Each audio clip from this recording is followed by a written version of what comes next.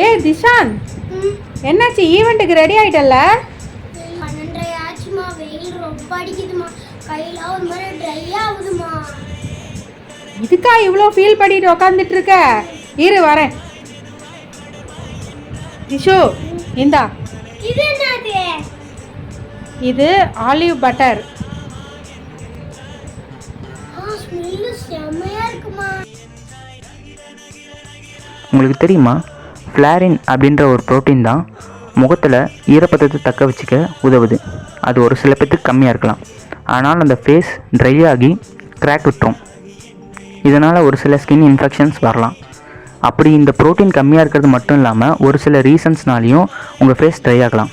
அப்படி ட்ரை ஆகாமல் இருக்க யூஸ் பண்ணக்கூடிய ஒரு ப்ராடக்ட் தான் இந்த பாடி பட்டர்.